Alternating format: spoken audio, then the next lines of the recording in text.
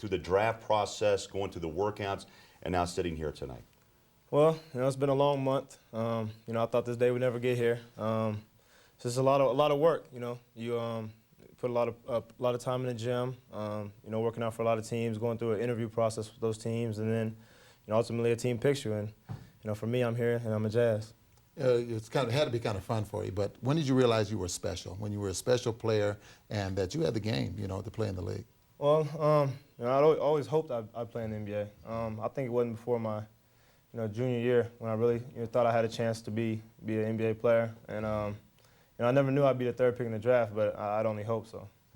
And Deron, in the last couple of weeks, your stock has risen, and a lot of talk about the weight. How much actually did you lose? And is it all about the burgers and now deciding to eat a little more healthy? Is that what it comes down to? That's a lot of it. Eating right is definitely a big part of it. It's something I didn't do in college, and something I wish I would have changed earlier. I'm glad I did now. I also have a personal trainer, Eric Land out of Houston, that I spend about 5 days a week with, and he's prepared me well. You look at your career at Illinois, you leave a year early. The highlights, are there too many to mention? There's a lot, but this year, was just special. We had a great run, only lost one game in the regular season. Ended up losing the national championship. We had the Arizona game was definitely a highlight of my career, and it was just a remarkable year. You leave 1 year early. You're the second all-time leader in assists there at Illinois, but your defense, you're known for your defense. And what player do you think gave you the toughest time when trying to defend him? I don't know. I just always prided myself on defense. It's something my mom instilled in me when I was little, and just always took pride in it. As far as the toughest player, in college, probably Devin Harris 2 years ago. Well, it was pretty tough to guard. You come from a family of athletes, most of them women, though. Yeah, a lot of them. Your mother and my aunt. Yeah. And here he sits tonight as the number one pick for the Utah Jazz. Now, we wanted to find out a little bit more about you. And earlier today, Chris Harris caught up with your college coach, Bruce Weber, by way of telephone. Listen in. Deron is he is a true point guard. There's no doubt about that. And I think in this day and age, in the basketball world, point guards are becoming a rare breed. He has a great feel for the game, great savvy. And I'm not going to compare him to Stockton, but he does the little things that John did that made him special. And he also has a big body, and I think he's a deceptive athlete. Best thing is just he has great savvy and great competitiveness. What kind of kid is Deron off the court? He teases a lot, kept us very loose as a team. Serious times, he'd have a smile on his face along with D. Brown and kind of, say, Coach, that's an ugly tie in the middle of the game or something, right when we're having a tense moment. And, we'd all kind of laugh and smile, go out and make a play and win the game. Any chance he might lift your orange coat from you before he takes off? He made fun of it, I'll promise you that. So I don't think he's wearing the orange. But I was really excited, and I got a call from his agent and his mom last night. They said he's wearing something special for you, Coach, and he had the orange tie last night. So the Illini Nation was pretty excited to see that. Deron, there he is, a guy you know very well, Bruce Weber, your head coach. Special relationship with that man? Yeah, definitely. He's just helped me improve so much, not only as a player, but as a person. And I owe a lot of credit to him and being here and being the third pick to him. So that orange tie was in honor of your coach last night, huh? Look, just the whole Illini Nation, like he said, I still bleed orange and blue, even though I'm a member of the Jazz now, and that's never going to be taken away. Even though you're a great player, obviously, and distribute the basketball very well, what part of your game you think that you need to improve on? I think, being a consistent shooter, improving my percentages across the board will definitely help me out, help me keep the defense honest.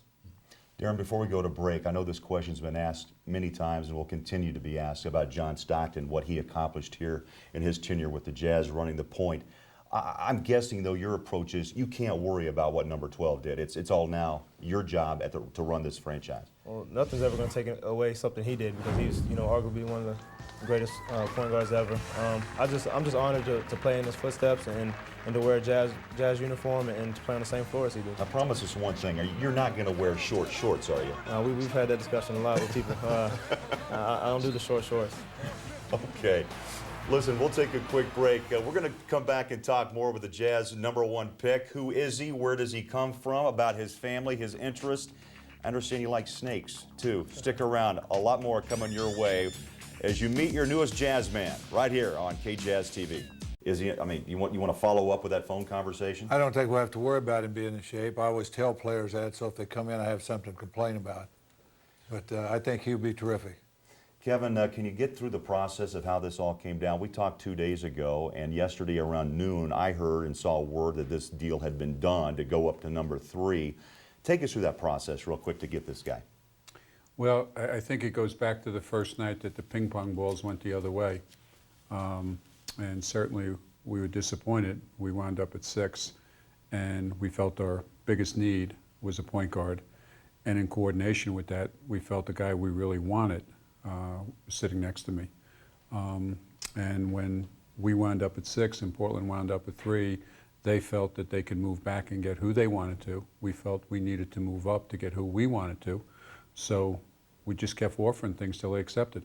Now, Deron, you heard that process. Did you have a feeling when you worked out for Coach and Kevin and the rest of this staff that there was something special brewing here with this franchise? Well, I knew they were real interested in me. You know, I hope they wanted to get me, but you know, I still didn't know when they moved to the 3rd pick if it was for sure. But I definitely hope so. Now, there was a lot of talk, too, that Chris Paul, Jerry, was coveted by this franchise as well. He's smaller, stature.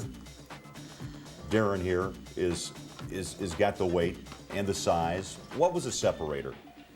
You know, the biggest thing is was the decision, I guess. You know, Chris is going to be a terrific player. He's in New Orleans. Deron's sitting here. Right. I mean, that's the separator. I think a comfort level that we felt with handing him the ball for a long time. And, Coach, is it about defense as well? I think that had a lot to do. That's had something to do with it. Chris Paul will be a terrific player. We just felt some of the intangibles that he showed us when he came in and worked out would make a difference in us making that decision. And it was a tough decision, but we were very happy.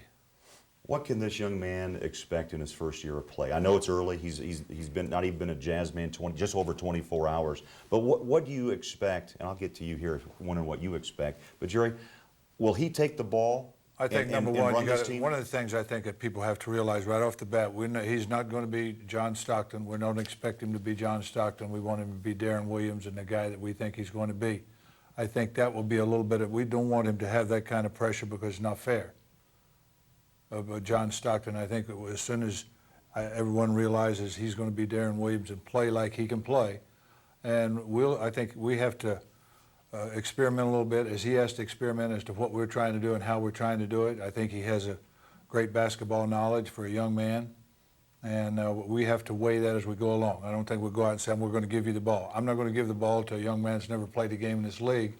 I think he has to earn some of those things that, to start off with, and I think from the conversations we've had, although they've been very short, I think he will earn those, and he's willing to do that, and that's very, very important from my standpoint as far as the team's concerned. He has a great deal of knowledge about team. He has not a great deal of knowledge about himself, but he has a great deal of knowledge about team, and we'll have to see how that progresses as we go along.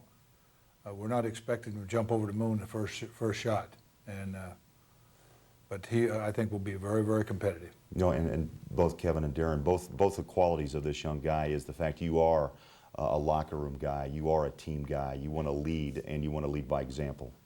Definitely. That's just how I've always been. You know, I put the team first.